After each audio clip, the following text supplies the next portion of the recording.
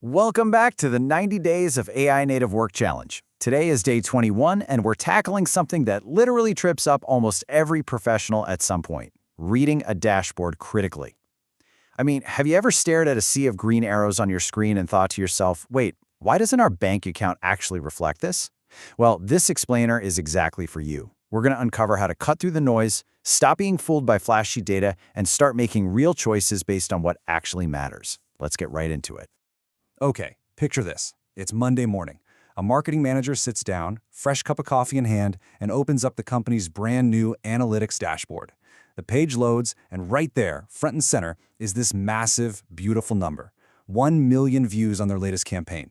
The team is absolutely ecstatic. High fives are happening everywhere, celebratory emails are flying around the department, and everyone's enthusiastically patting themselves on the back for hitting this huge milestone.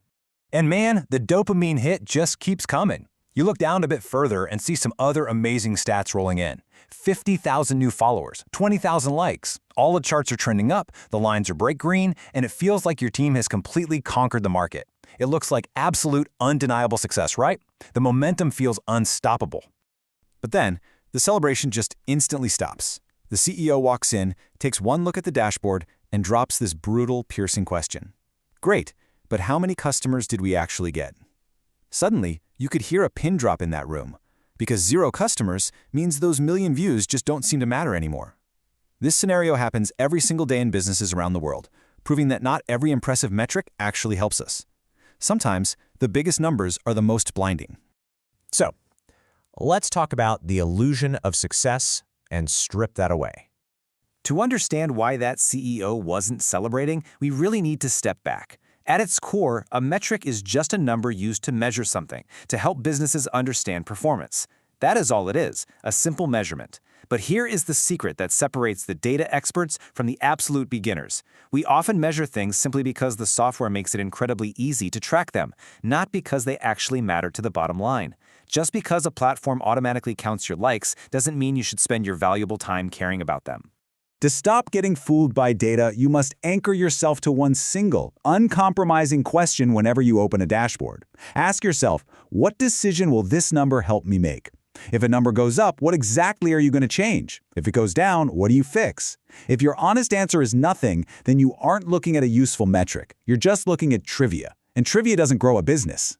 Which brings us to the critical difference between vanity and decision metrics. We can essentially divide the data world into 2 distinct camps. On one side, we have vanity metrics. We're talking views, followers, likes, and raw app downloads. Now, these inflate our egos and they look fantastic in a press release, but they totally lack substance. On the flip side, we have decision metrics. Think of customer acquisition cost, or CAC, meaning how many actual dollars did we pay in marketing to get that one new user. Or churn rate, how many people completely canceled their subscription this month. These metrics tell you exactly what is broken. If your CAC suddenly doubles, your team knows instantly that they need to fix their ad spend. Let's put this concept to a real-world test. Imagine comparing 2 pieces of content. Post A is highly viewed, generating 100,000 impressions, but barely any leads. Just 3. Now compare that against Post B. It's a much smaller post with only 10,000 impressions, but it drives 50 highly qualified leads. So which one is actually more valuable to the company?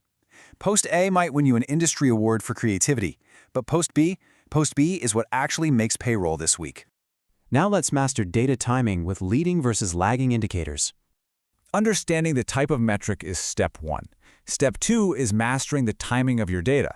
Think of it like this. A leading indicator is the smoke before the fire. It's an early warning system that signals what might happen next, giving you time to prepare. A lagging indicator, on the other hand, is the damage after the fire. It shows you concrete results that have already happened. You can't change a lagging indicator because it's locked in the past. You can only react to it.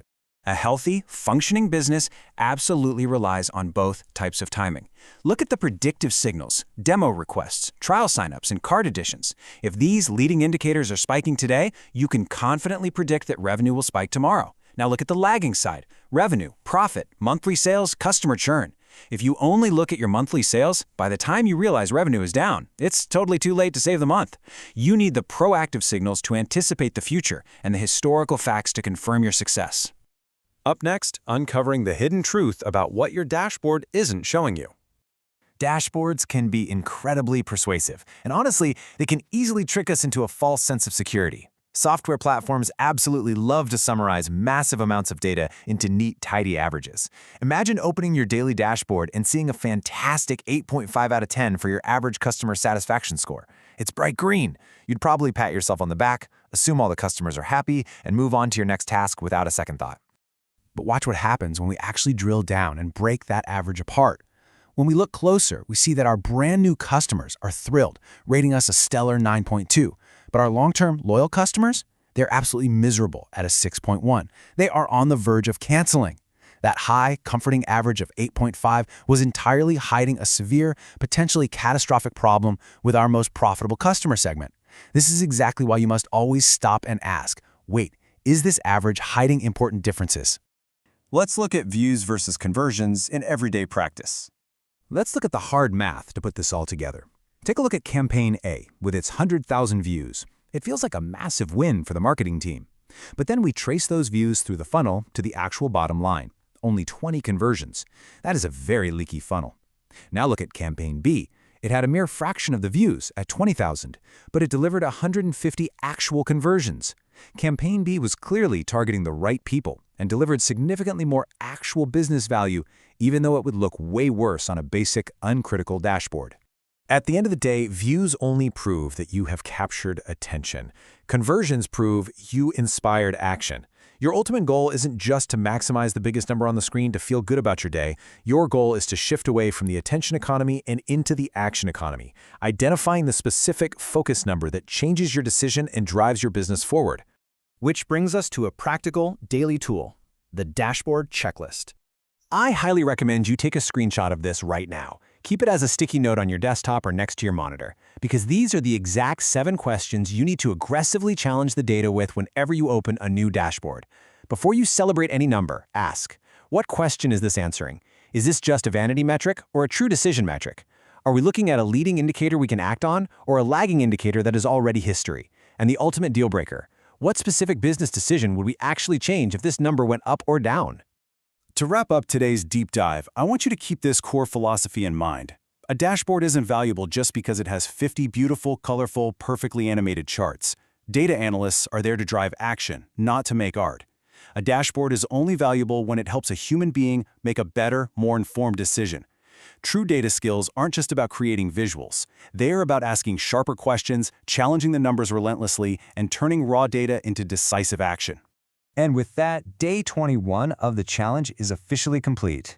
So get out there and don't just passively read your dashboards. Learn to critically question them.